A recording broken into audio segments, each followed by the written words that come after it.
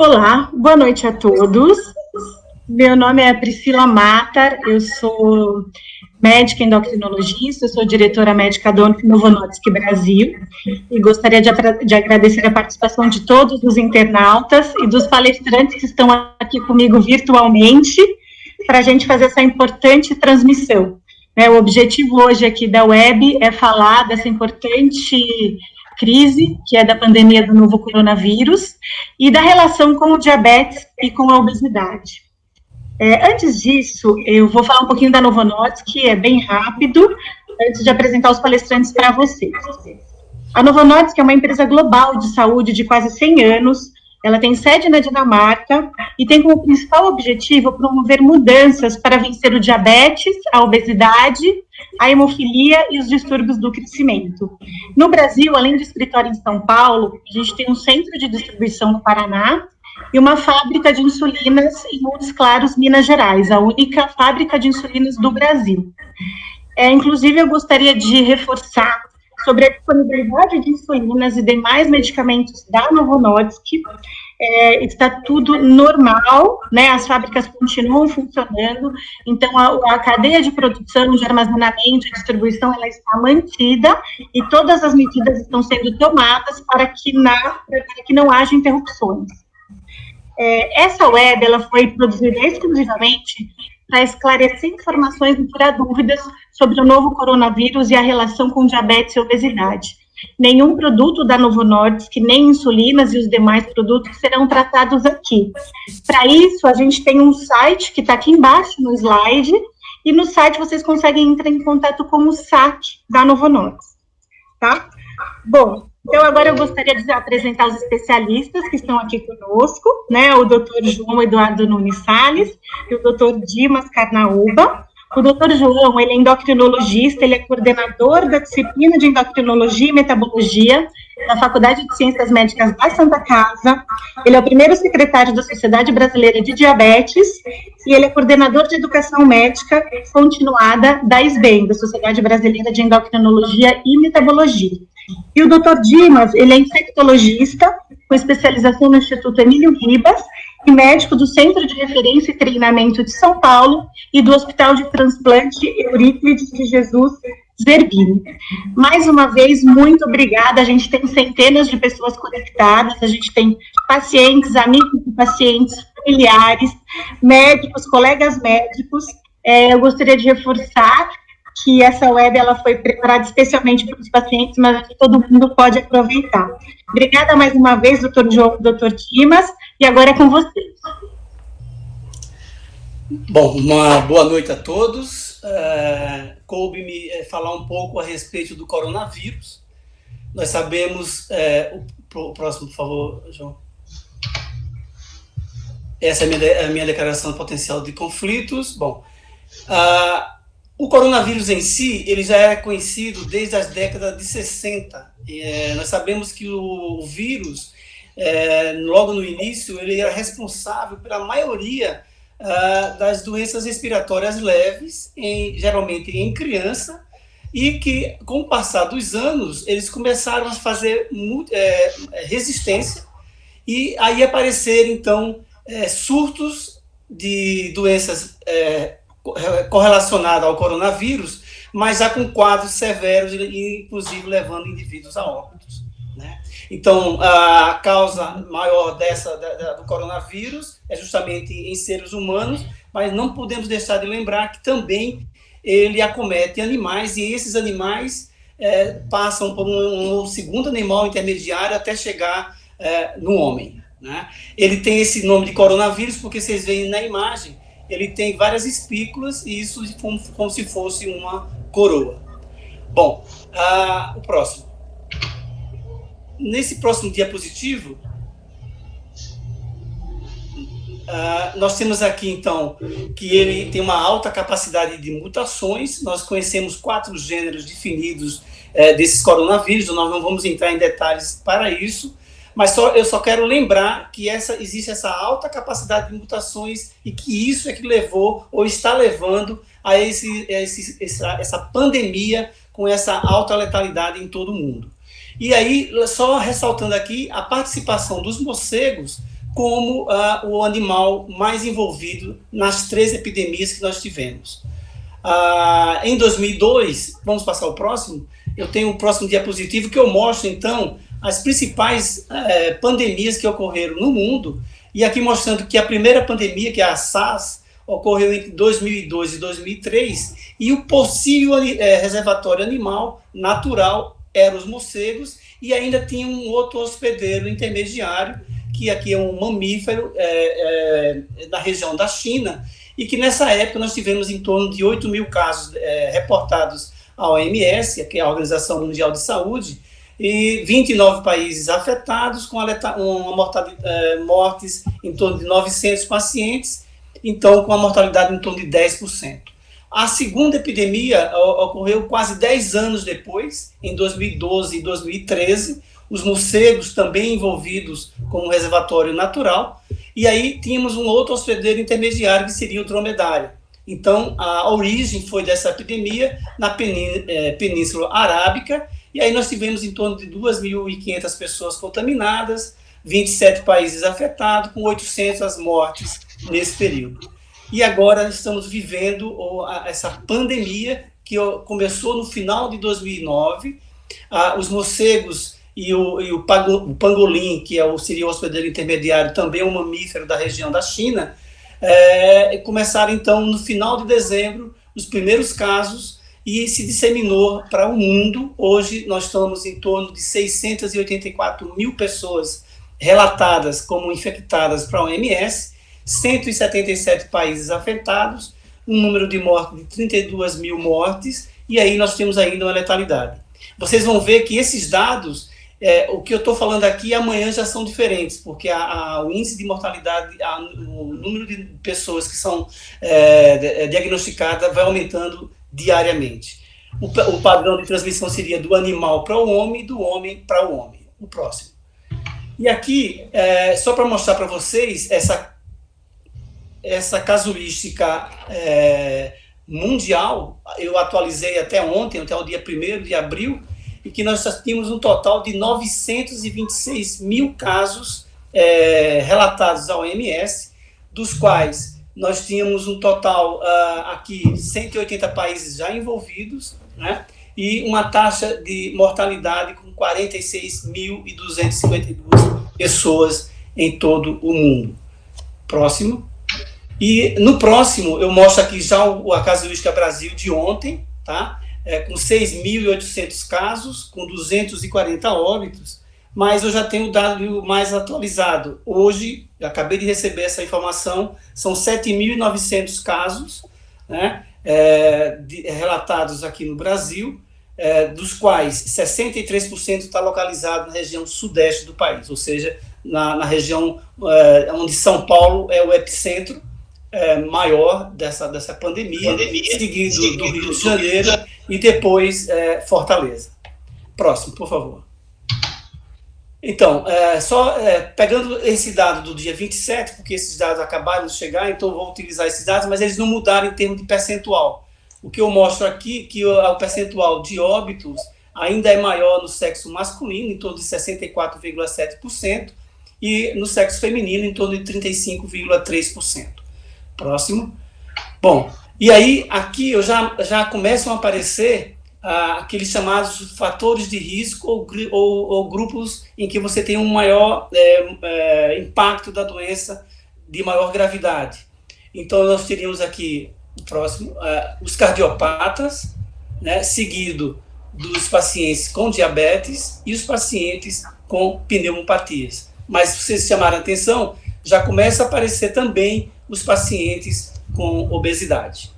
Então, nós já estamos definindo aí os principais grupos chamados grupos de risco para a evolução da doença de uma forma mais grave, com um alto índice de letalidade. No próximo diapositivo, eu separei os principais sintomas relacionados, então, ao Covid-19.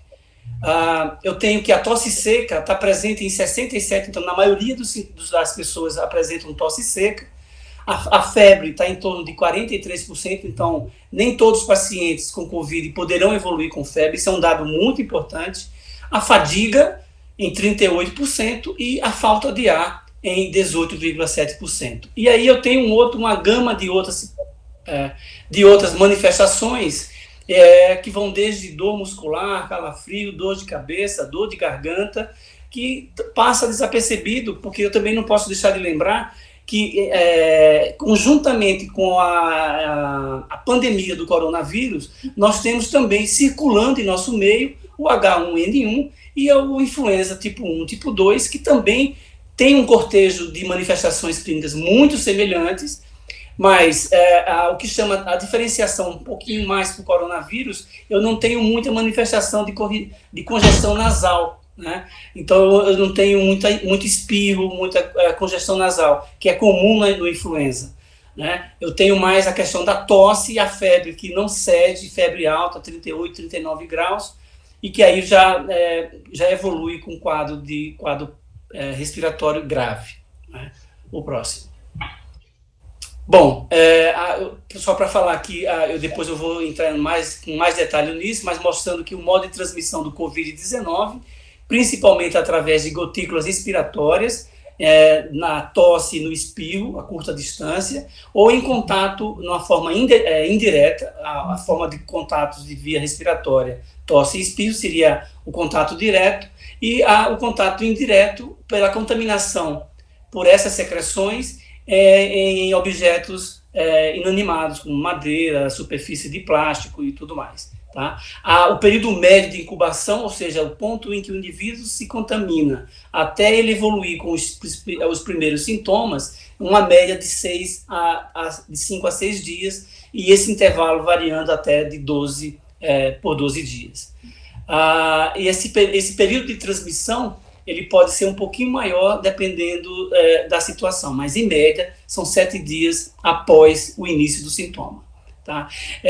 Só para lembrar um pouquinho as características diferentes das populações.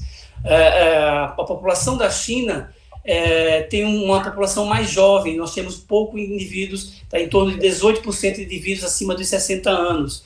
Já a população da Europa, eu tenho maior percentagem desses indivíduos, em torno de quase 50% desses indivíduos no continente europeu, principalmente na Itália, com mais de 60 anos. Por isso essa mortalidade tão exasperada que está acontecendo nessa população. E agora nós temos um outro epicentro, que é agora aqui próximo, que é os Estados Unidos, em que realmente aí nós temos uma população já um pouco mais miscigenada em idade, um pouco mais jovem e um pouco mais semelhante com a nossa faixa etária desses indivíduos. Próximo.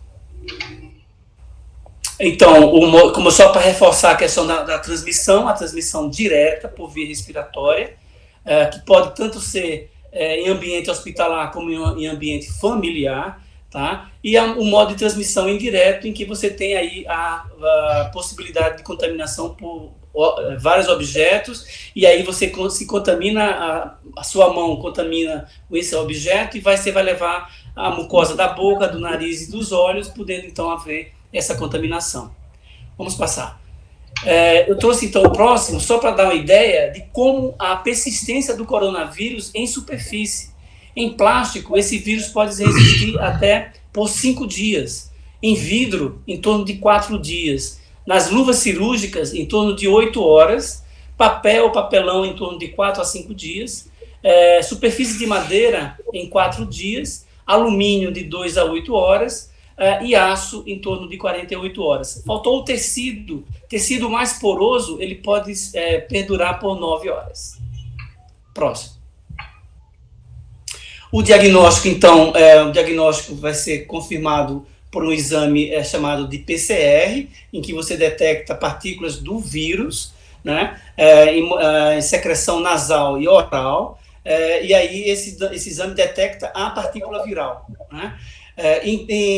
Agora que está com escassez desse método, nós podemos também fazer o diagnóstico clínico epidemiológico, desde o histórico de viagem, que hoje já caiu por terra, porque como o vírus já está circulando, independente da origem desses indivíduos, o vírus já é endêmico no nosso país, E aí entra a questão clínica, que hoje todo mundo que apresenta esse quadro, inicialmente é tido como coronavírus, e aí é descartado depois, se esse teste é negativo, para as outras doenças epidêmicas, como o H1N1, o influenza 1 e 2. Próximo. Bom, agora o doutor João entra com a parte da diabetes. Doutor João, por favor. Obrigado, Dimas, obrigado, Priscila, pelo convite. É um prazer poder dividir essa apresentação com vocês. E o que eu vou falar hoje para o pessoal de casa é justamente sobre diabetes, obesidade e o risco de infecção pela Covid-19. Nós vimos os dados que o Dr. Dimas mostrou, e eu vou detalhar um pouquinho isso, mostrando que esses dados que nós tínhamos mostrado do dia 26 de março, nós tínhamos 59 mortes, e hoje, no dia 2 de abril, já são 299 mortes. Então, é algo muito preocupante, e nós sempre orientamos as pessoas, tem que fazer as medidas de contenção de população, do isolamento social. Eu sei que é difícil para você que está em casa ficar em quarentena, mas entenda, é bom, é importante, principalmente para as pessoas que estão nos vendo no programa Novo Dia e os pacientes que usam produtos da Novo Nordisk, em relação ao fato da obesidade e do diabetes. Esse é meu conflito de interesses. Bom, então, existem os fatores de risco, né? A idade, o Dr. Dimas já muito bem mostrou, 89% dos óbitos no Brasil são de pessoas com mais de 60 anos, mas os problemas cardíacos, o diabetes, a obesidade, as doenças pulmonares parecem aí despontando como fatores de risco importantes para a infecção.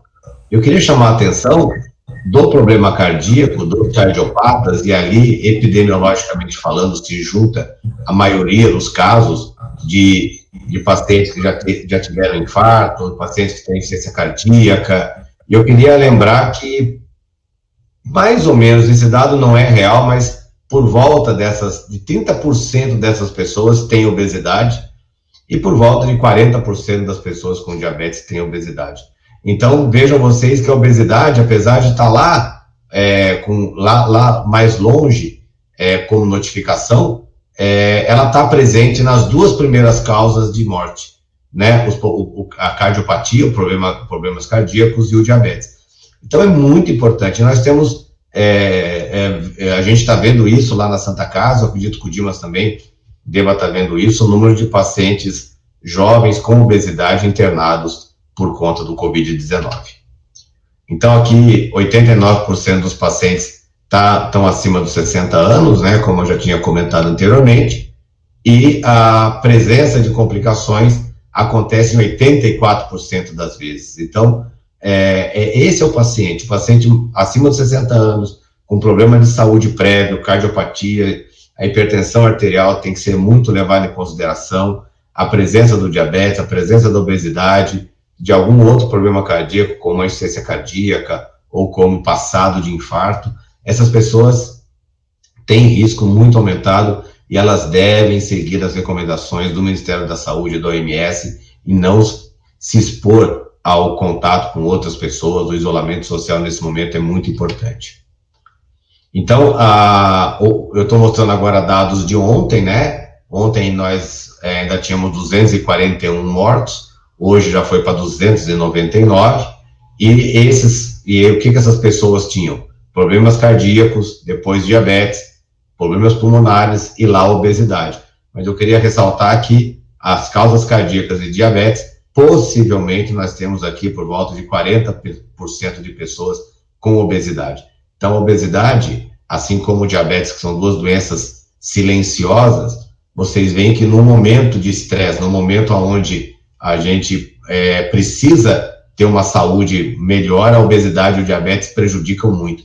Então, esse é um recado para que depois que tudo isso passar, e a gente vai sair dessa, né, com certeza, a gente tomar cuidado e pensar em controlar melhor o diabetes, pensar em controlar melhor a obesidade, a hipertensão arterial, porque isso realmente é ganhar saúde. Aqui é uma publicação de uma revista especializada em diabetes, onde são considerações clínicas para as pessoas com diabetes. Então, a medida de prevenção, quer dizer, o que eu preciso fazer para não pegar o Covid-19 e ter uma imunidade boa para não pegar outras doenças, né? O Dr. Dimas disse muito bem, a H1N1 está circulando por aí, né? A gente sempre está mais susceptível a pegar uma ou outra infecção bacteriana, né? É aquilo que nós sempre preconizamos para os pacientes que têm diabetes, obesidade e hipertensão, a dieta equilibrada, com a menor quantidade de carboidrato, principalmente o carboidrato refinado, né? O açúcar, o arroz, o trigo branco, quer dizer, reduzir isso, fazer atividade física regular. Eu sei que no momento a gente não pode ficar saindo à rua, né? Eu voltei do hospital agora à tarde e vi uma quantidade muito grande de pessoas fazendo caminhada. Eu acho que isso não é interessante, você não deve ficar saindo para fazer a caminhada, existe um risco maior sobre isso, então a ideia é para ficar em casa e fazer os exercícios que você puder em casa, porque todo exercício vale a pena. Manter o controle glicêmico adequado. Pior do que ter diabetes é ter o diabetes desregulado. A desregulação do diabetes, ou diabetes muito elevado, ele favorece o risco maior de infecção. Então, esse é o momento que você não tem que parar de tomar o remédio, né? Ontem um paciente me ligou dizendo, João, eu vou parar os medicamentos para diabetes, porque eu acho que eles vão diminuir minha imunidade. Pelo contrário, o que diminui a imunidade é justamente você parar o medicamento e a glicose subir. O aumento da glicose é que favorece que você piore a imunidade. Então, muito controle. E é bastante interessante a gente ver que você precisa manter o controle glicêmico adequado, usando os medicamentos, mas como o diabetes é uma doença silenciosa, a minha pergunta para você aí de casa é o seguinte, será que você está bem controlado mesmo? Faz quanto tempo que você não faz um exame de hemoglobina glicada?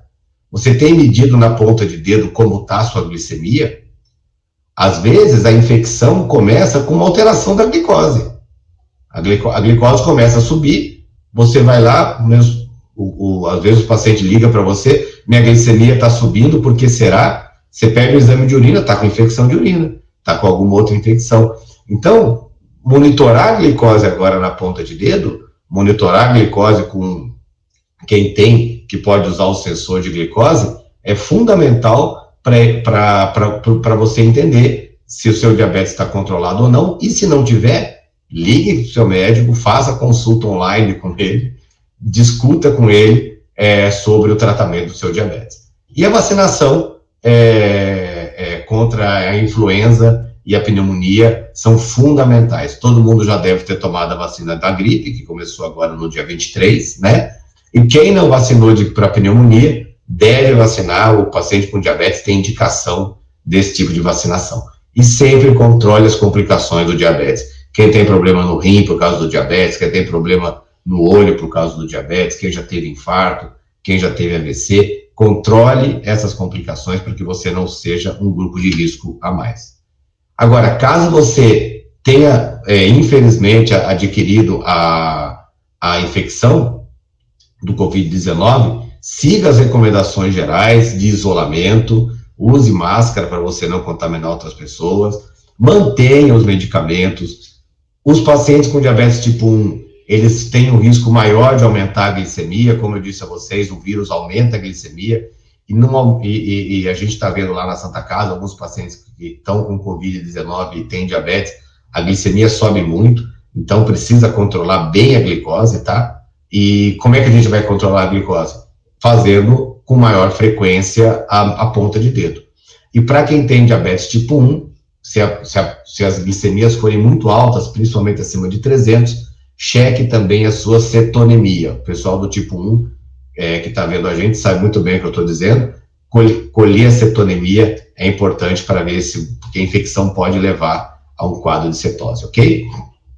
Os antidiabéticos que causam hipoglicemia ou depressão de volume devem ser reavaliados. Então, se você está usando sulfonilureia, que é a gliclazida, glimepirida ou algum outro medicamento em relação a medicamentos que fazem você urinar a glicose, tome um pouco de cuidado, discuta com o seu médico se a sua glicemia estiver muito boa ou se ela estiver caindo para reduzir esses medicamentos. E caso precise ser internado, aí o médico vai suspender todos os medicamentos orais e você vai fazer o tratamento no hospital somente com insulina, ok?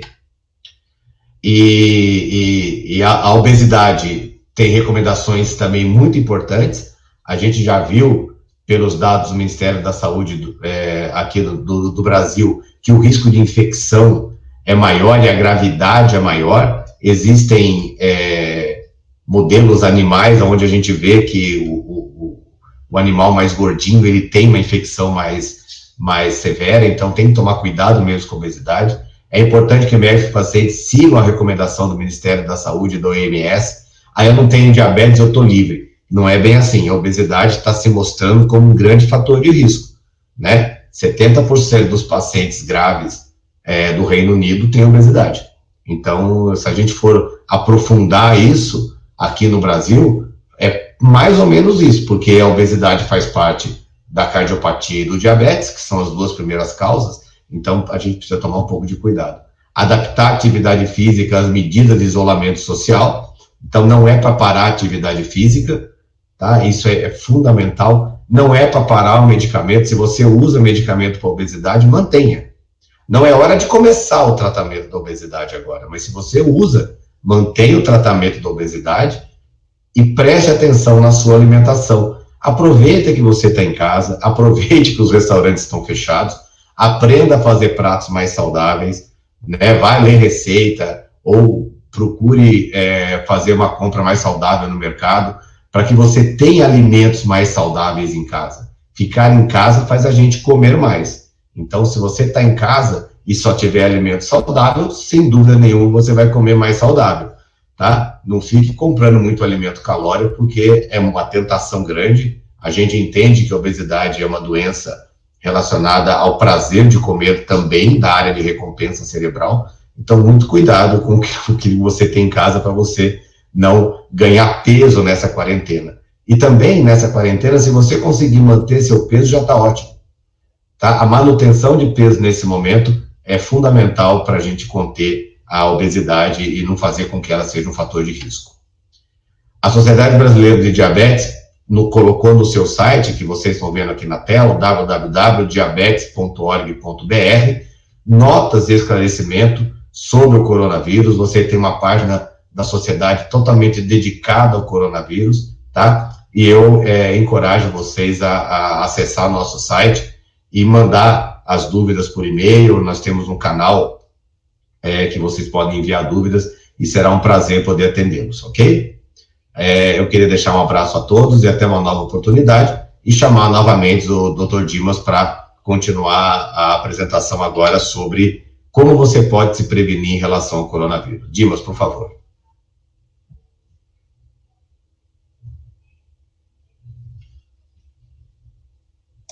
São informações que vêm sendo absorvidas principalmente da China, da experiência dos chineses, da experiência dos europeus, e a gente tentou compilar de uma forma um pouco mais lúdica para tentar informar melhor a todo mundo. Próximo, por favor.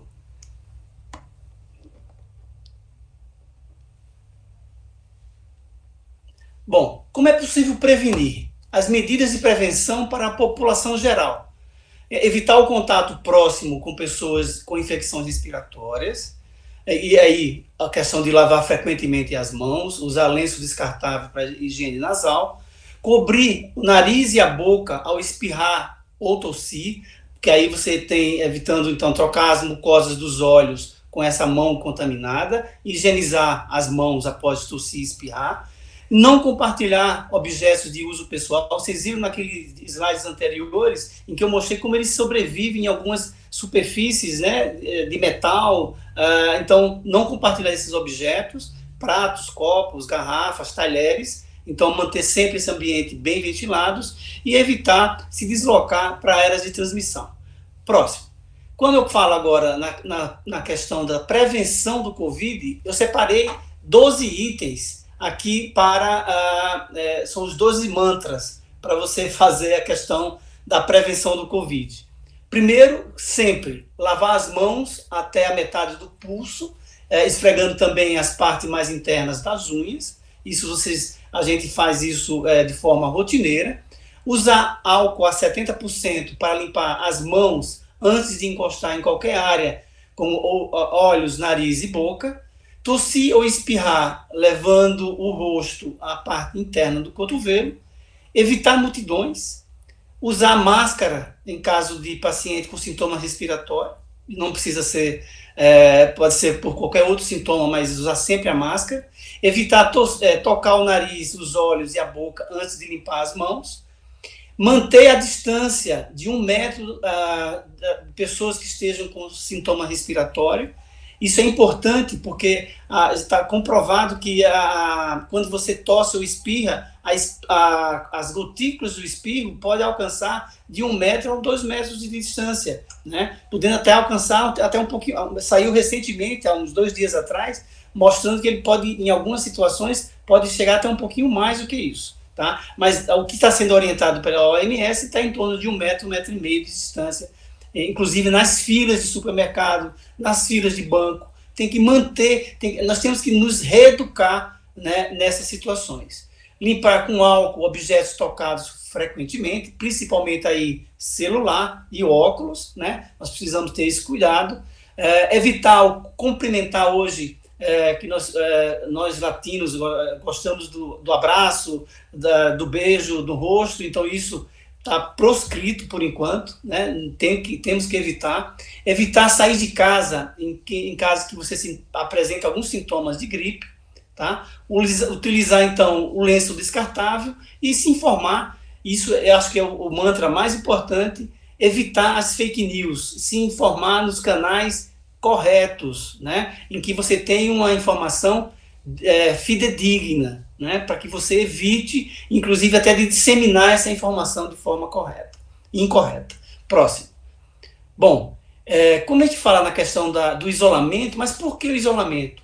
É para evitar justamente que aquela onda de casos que estão aparecendo, ela comece a diminuir de intensidade, a aparecer com menor intensidade esses casos, para evitar e aí você vai alargando a base dessa pirâmide, e com isso você vai diminuindo a possibilidade desse poder de transmissão e de infecção do vírus, a partir do momento que esse vírus começa a se adaptar nesse ambiente, e alargando essa base, e com isso também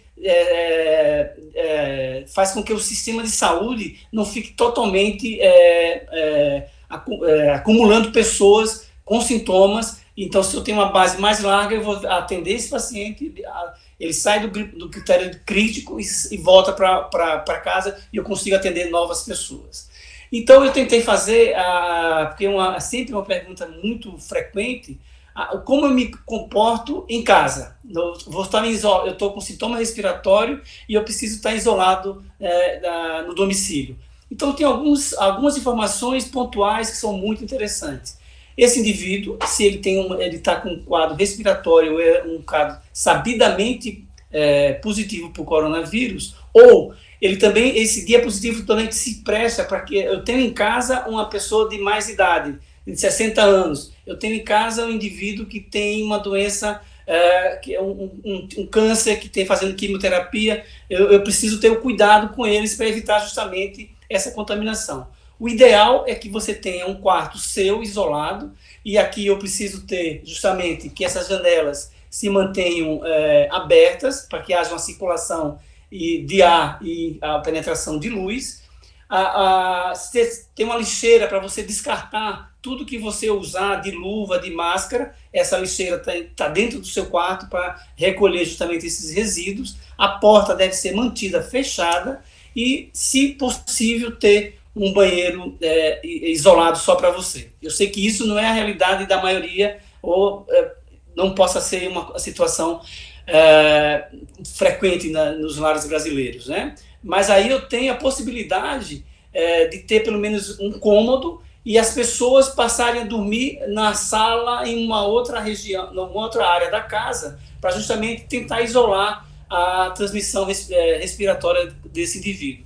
Se é um único banheiro, ele mesmo vai limpar toda a área que ele tocou, vaso sanitário, pia, e deixa pronto para já esterilizado para que as outras pessoas possam utilizar. Tá? Então, não compartilhar nunca a roupa de banho, né, toalhas, nem toalha de rosto tem que também sair, não pode ser utilizado, guardem as toalhas de rosto, tá? E só usar a toalha descartável de papel, tá?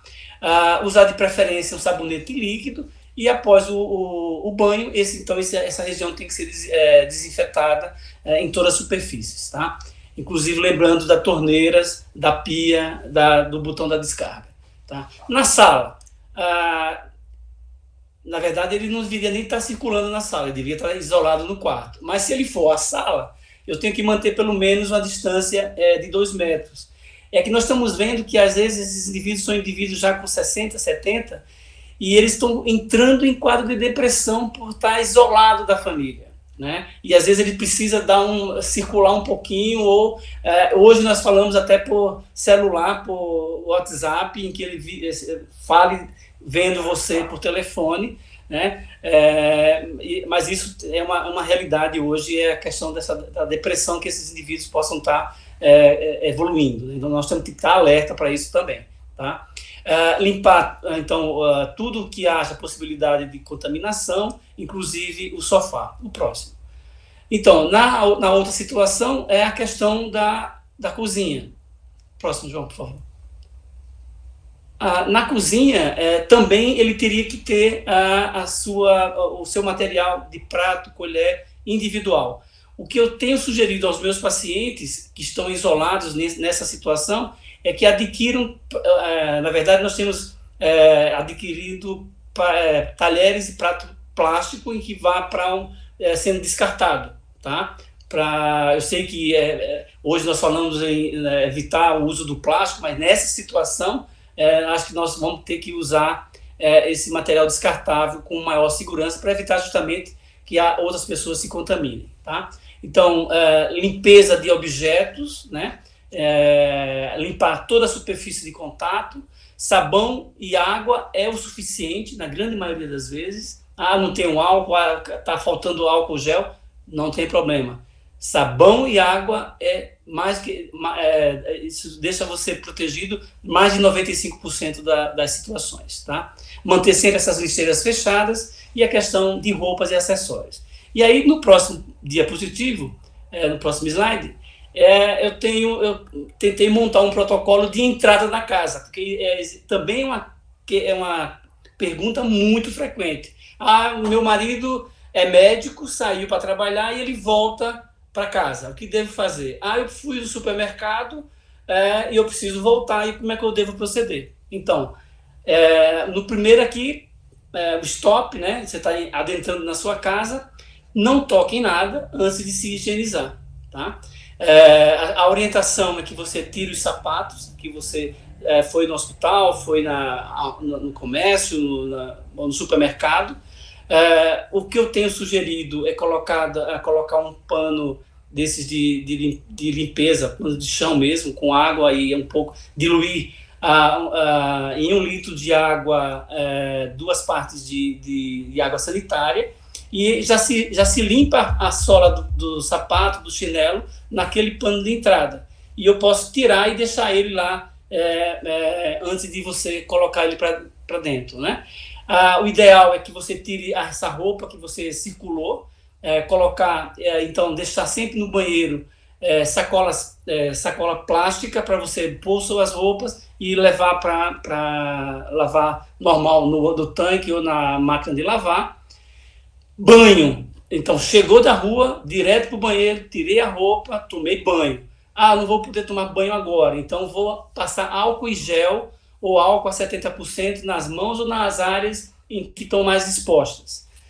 Uma outra questão, as embalagens, que é uma pergunta também muito frequente. Vocês viram que eles resistem à superfície de papel, de plástico, e é comum, a gente vai ao supermercado, a pessoa vai lá, pega no objeto, na caixinha de leite, na caixinha de suco, não gosta, devolve lá e pega uma outra caixinha. Quer dizer, se você não tiver o cuidado de levar isso para sua casa, tem que limpar justamente com aquela diluição de água e água sanitária, esborrifar nessas superfícies e aí você está eliminando ou diminuindo esse potencial de contaminação no seu ambiente. Uma outra situação também é a questão dos objetos que você pega com maior frequência, chave do carro, chave da casa, celular, óculos, que também tem que ser higienizados. Obviamente, lembrando que o celular, aquela borda em que você tem a parte mais eletrônica dos conectores, ter cuidado para você não colocar a substância alcoólica aí dentro, né? Você vai danificar o seu celular. Próximo. Então, aí eu tentei montar, as 5 dicas mais importantes de tudo que a gente já falou. Eu acho que lavar as mãos com água e sabão ou uma solução alcoólica, evitar o contato direto e as aglomerações, acho que isso é muito importante, importantíssimo o nosso isolamento, por isso nós estamos, provavelmente, nós estamos evitando que esse número de casos que já é grande, tenha sido maior, né? Não compartilhar utensílios pessoais, cobrir o nariz e a boca ao tossir e evitar o contato com pessoas com sinais de infecção respiratória. Próximo. Bom, e acho que como mensagem final, corroborando o que o João falou, fique em casa. Eu acho que essa é a maior mensagem que de tudo que nós falamos, essa eu acho que é a melhor e mais importante mensagem de que nós devemos ficar em casa. Nesse último diapositivo, coloquei várias imagens de vários países do mundo, e eu acho que essa imagem central em que você tem, independente de qualquer religião, você tem o Papa na praça central da igreja, mostrando vazia, e acho que esse vai ser a imagem que nós vamos relembrar quando essa pandemia vai passar. Isso é o mais importante, e acho que essa imagem vai ser a imagem símbolo, então. Bom, muito obrigado.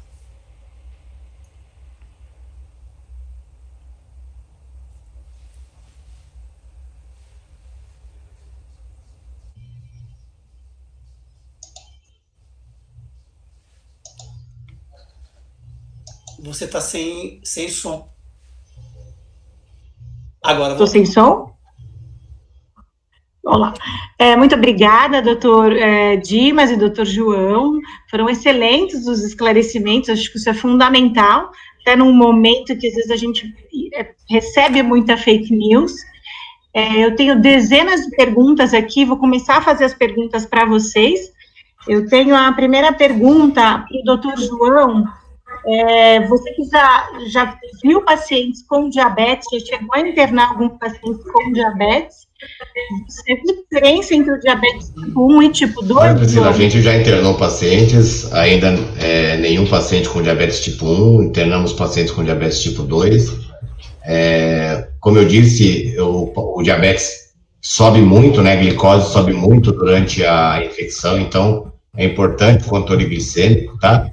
E fazendo uma propaganda aqui, a Sociedade Brasileira de Diabetes também tem, os médicos até que possam estar assistindo a gente, um guia de controle da hiperglicemia hospitalar, tá também no site lá disponível, e piora muito, mas entre tipo 1 e tipo 2, o risco de infecção não muda.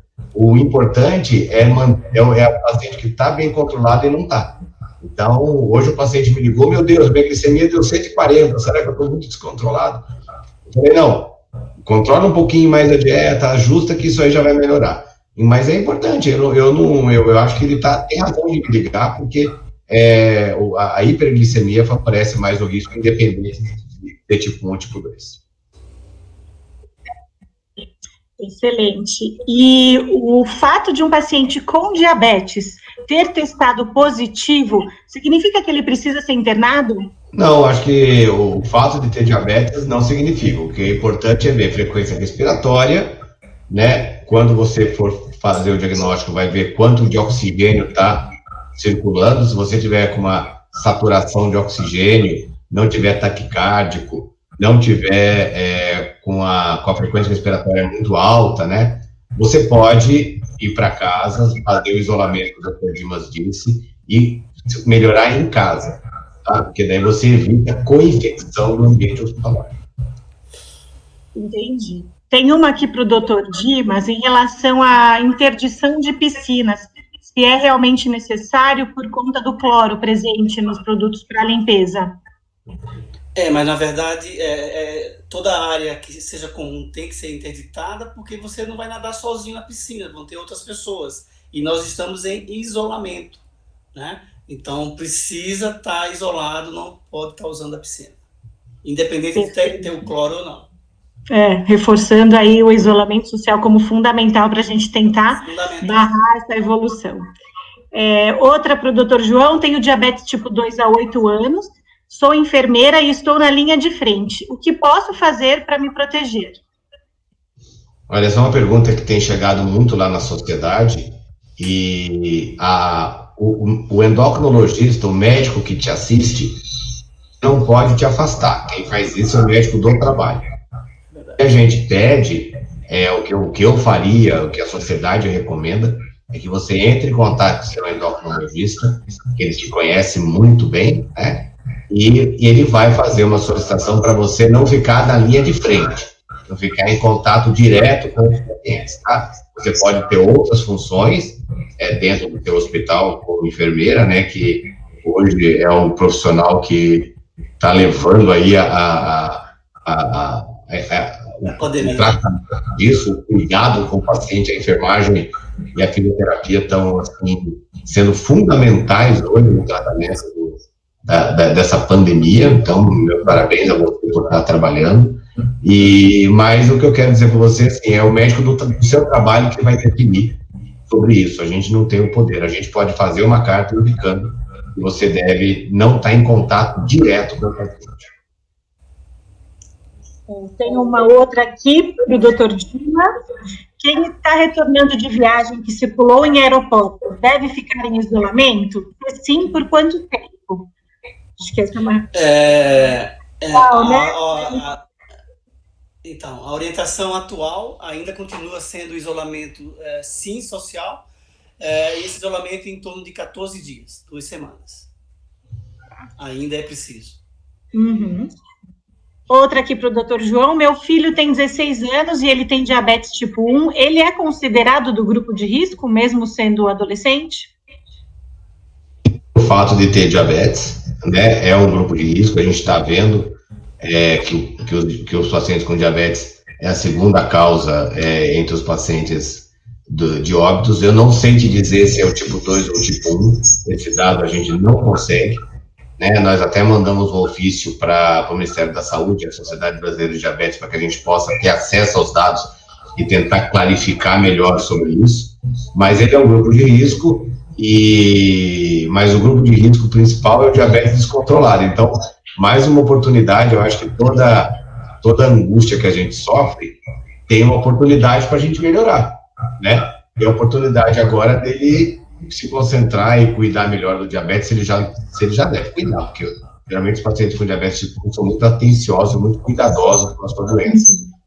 Eu acho que deve incluir nesse grupo, né, e prestar atenção, controlar melhor o diabetes, aproveitar a quarentena para conhecer melhor o diabetes dele.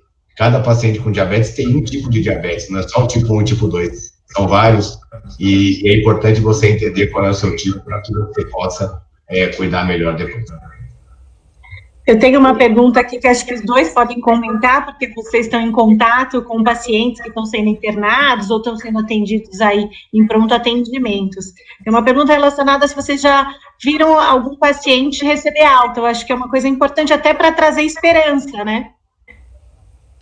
Bom, assim, nós temos visto sim, nós temos, inclusive, a semana passada tivemos alguns médicos muito próximos e que desenvolveram o quadro respiratório do Covid e que hoje já estão recebendo alta do hospital, mas acompanhamento domiciliar. A importância disso é que essas pessoas, em ambiente, porque o teste está demorando um pouquinho para sair e às vezes o padrão respiratório que a gente fala de vidro fosco, ele é comum tanto para o H1N1 como para a influenza.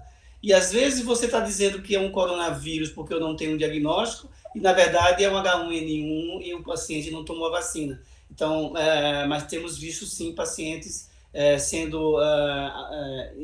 ir para domicílio e continuar o seu isolamento a nível domiciliar.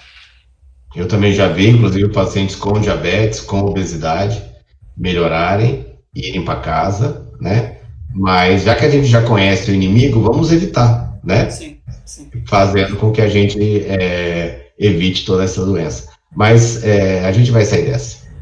Um comentário só que eu ia fazer é o seguinte, não retarde a ida, se você é sintomático, não retarde a sua ida a procurar um atendimento médico. Se você começou a apresentar febre alta de 38, 39, que não cede normalmente aos antipiréticos comuns, não precisa ter febre, mas começou a ter tosse e falta de ar para fazer pequenas atividades, não espere, porque esse tempo é precioso. Quanto mais precoce você começar a fazer a oxigenação, melhorar essa ventilação pulmonar, melhor o dano para esse paciente.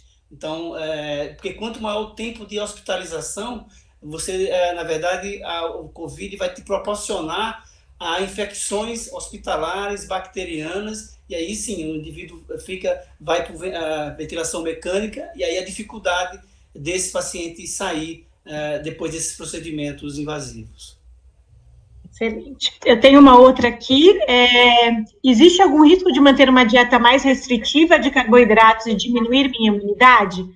Eu tenho diabetes e uso medicamentos.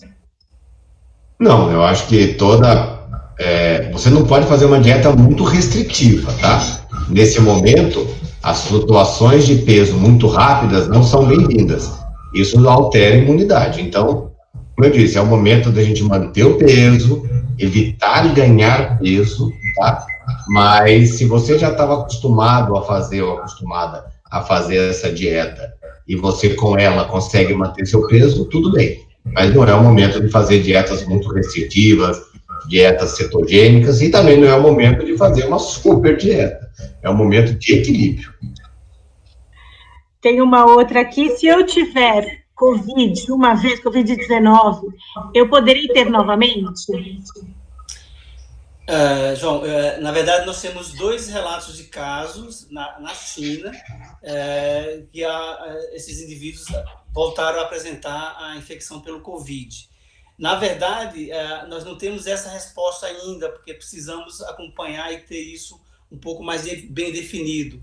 Como a gente não tem como analisar a origem genética do vírus da primeira infecção, para comparar que se a segunda infecção foi por uma outra cepa viral, para dizer que foi uma reinfecção, ou foi uma evolução mais lenta dessa infecção, que a gente não tem ainda, quando esse paciente é contaminado pelo coronavírus, eu não sei quanto tempo ele vai ainda eliminar partículas virais das secreções respiratórias. A gente sabe que o assintomático está em torno de 14 dias desse período. Quando ele tem sintomas leves, isso vai para 21 dias. Mas os indivíduos que são mais graves, que desenvolveram doença mais grave, esse período de eliminação deve ser muito maior. Então, talvez esses 2 casos da China sejam justamente esses indivíduos que tiveram um caso mais avançado e que depois voltou a apresentar. Nós temos visto também indivíduos que têm um quadro leve, logo no início, respiratório, um pouco de falta de ar, estabiliza, vai para o isolamento domiciliar, mas ele tem que ser monitorado. Então, assim, esse idoso não pode ser deixado lá no quarto. Eu tenho que estar monitorando ele, porque ele pode voltar a piorar o quadro respiratório e fazer aí, nesse intervalo de 2, 4, 3 dias depois dessa melhora aparente clínica, eu posso ter uma piora posterior. E aí o cuidado de levar ele de imediato para um atendimento hospitalar. Tem uma outra aqui para o Dr. Dimas. Qual o risco de sair de casa para dar uma corridinha, mantendo distância de tudo e de todos?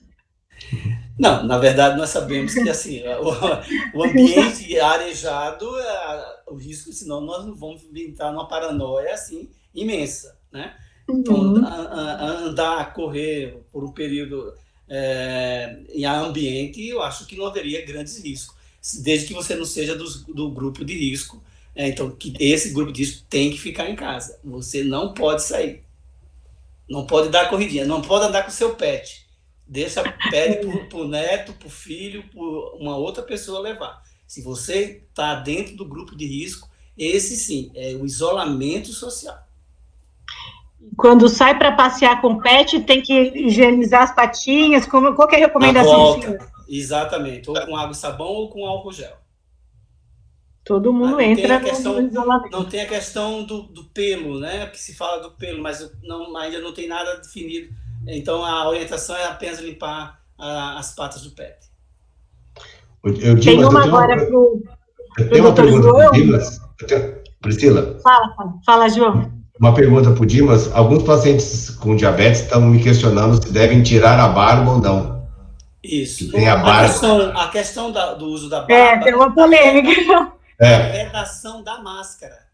Tá? Se você tem uma barba muito espessa, a vedação da máscara não veda. Então, a orientação é tirar ou aparar o máximo essa barba. Mas não que o vírus fique na barba. Na barba, não. É a questão da vedação. Da vedação. Da máscara. Ok. Desculpa, Pri. Tem uma aqui, João, é um paciente, é uma pessoa que fala que tem diabetes tipo 1, tem uma hemoglobina de 6,8 e não tem sobrepeso. Então, ele está perguntando se ele está no grupo de risco. Acho que é importante esclarecer, né? Como eu disse, os pacientes com tipo 1 se controlam muito bem, né? E ele está em menos risco, mas o fato de ter diabetes, o problema da hemoglobina glicada, ela mede que na média o seu controle está bom, mas o diabetes tipo 1 tem muita variação da glicose. E essa variabilidade da glicose, ela tem alguma implicação do ponto de vista de inflamação do organismo também. Então, óbvio, você é grupo de risco porque você tem diabetes, mas você está no grupo de risco, vamos dizer assim, mais baixo do que aquele que tem diabetes, está descompensado. Exatamente, está com a doença controlada. E está fora do peso também, né?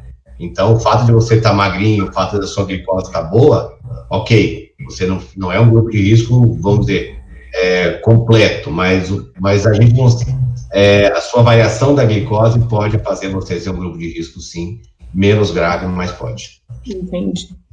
Tem uma pergunta sobre obesidade, se o grau de obesidade também está relacionado ao grau de complicação quando a pessoa se infecta pelo coronavírus. Essa é uma boa pergunta, a gente não sabe ainda, mas se eu for olhar historicamente, basicamente nós temos dois tipos de obesidade, obesidade mais de quadril, com menos barriga, e aquela obesidade com barriga e menos quadril, né, que a gente fala que é de maçã, e a outra que é de pera, né. A obesidade com mais barriga e menos quadril parece ser mais grave, porque o tecido gorduroso da barriga, ele acumula várias células que deveriam fazer a defesa da gente, mas na verdade elas fazem um processo de inflamação do organismo. Então, eu não consigo dizer por peso, tá, que tem diferença. Acredito que os mais pesados, os pacientes com massa corporal acima de 35 estão mais risco, até pela própria compressão do pulmão, que é um pulmão que tem uma compressão um pouco maior, mas o fato da obesidade abdominal é algo que eu queria chamar a atenção do pessoal de casa. Entendi. Muito obrigada, João. Deixa eu selecionar mais algumas aqui. A gente tem muitas perguntas mesmo. Tem uma pergunta em relação à apresentação dos sintomas em pacientes com diabetes. Se eles são mais graves, se eles aparecem de forma diferente. O Dimas queria fazer uma colocação, Dimas? Não, eu vou deixar você responder. Eu vou fazer uma colocação a respeito de algumas informações que saíram erradas do uso de alguns antihipertensivos. Sim, boa. Chegou uma... eu vou deixar... Pode... Excelente. Qual foi a pergunta mesmo, Priscila? Desculpa. A apresentação dos sintomas nos pacientes com diabetes. Sim. Se a febre é mais alta, se a tosse é diferente, alguma forma de sintoma que seja mais específico para o paciente com diabetes. Não sei. Eu não vi tantos pacientes assim com diabetes para poder te dizer, e não sei se o Dimas pode me ajudar nessa questão, se isso pode ser muito diferente em pacientes com diabetes. Não tenho visto isso. Acho que não. Não. Acho que um bom ponto, doutor Dimas, é reforçar com os internautas aí que estão nos assistindo a questão dos sintomas que orientam a procurar o atendimento de saúde, os sintomas mais graves. Então, naquela apresentação que eu coloquei, aqueles 4 sintomas principais: febre alta, que não cede com antitérmico, ou não tenho febre, mas eu comecei a ter tosse seca e depois sigo com um pouco de falta de ar, cansaço. O cansaço parece ser uma coisa muito comum. Então, são esses 4 sintomas que me alertam para procurar de imediato um atendimento médico. Existe